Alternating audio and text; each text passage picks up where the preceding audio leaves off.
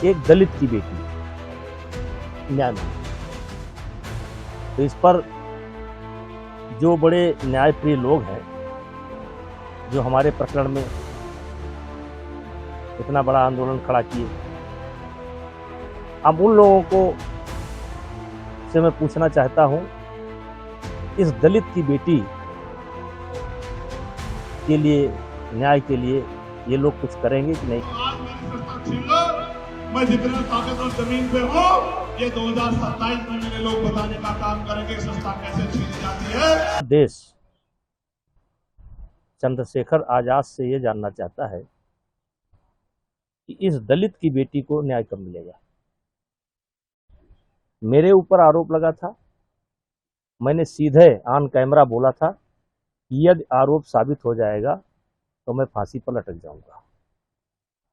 अब एक दलित की बेटी न्याय मांग रही है, तो इस पर जो बड़े न्यायप्रिय लोग हैं, जो हमारे प्रकरण में इतना बड़ा आंदोलन खड़ा किए, अब उन लोगों को से मैं पूछना चाहता हूं, इस दलित की बेटी के लिए, न्याय के लिए ये लोग कुछ करेंगे कि नहीं करेंगे, कि केवल ब्रजभूषण सिंह के ऊपर अगर कोई हमला करता है तो उसको कोई पीसी करके कहता है कि लड़ाई तब तक जारी रहेगी जब तक इसकी सदस्यता नहीं चली जाती है। कोई ट्वीट करके कहता है कि लड़ाई जब तक जारी रहेगी जब तक इसकी सदस्यता नहीं चली जाती। कोई महिला आयोग की नेता कहती है कि जब तक इसकी सदस्यता नहीं जाती हम लोग चैन से नहीं बैठेंगे। एक अकेला चंद्रशेखर आजाद और उसकी पार्लियामेंट की आवाज इतनी भारी हो गई है इन सब लोगों पे, इन तमाम दलों पे, कि ये कहते हैं उसकी सदस्यता ले जा हमें छीननी है। अबे भैया, मैं तो उस मिट्टी का बना हूं, मुझे तो हमारी पार्टी के लोगों ने जबरदस्ती कहा कि आप चुनाव लड़ो, आपको भेजेंगे। मैंने तो पार्टी के लोग यहाँ बैठे हैं, ये कहा था किसी को लड़ा के भेज दो, मैं तो जमीन पे काम करने वाला आदमी हूँ। इन्होंने मुझसे कहा कि आप भाई आप ही को जाना है, आप बोलोगे तभी बात मजबूत होगी, तभी सरकारों में असर पड़ेगा।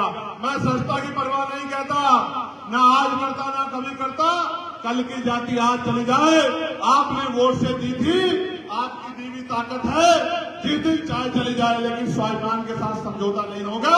इसलिए मैंने आपसे कहा, मैंने आपको हजरत इमाम हुसैन का जो उदाहरण दिया था वो इसलिए दिया था कि उनके बच्चे कुर्बान हो रहे थे, लेकिन उन्होंने समझौता नहीं किया। वो उन्होंने अपनी जान की बाजी लगा दी, जंग हार गए, कुर्बानी हो गई, शहादत हो गई, लेकिन लोगों के दिलों में जिंदा रहे।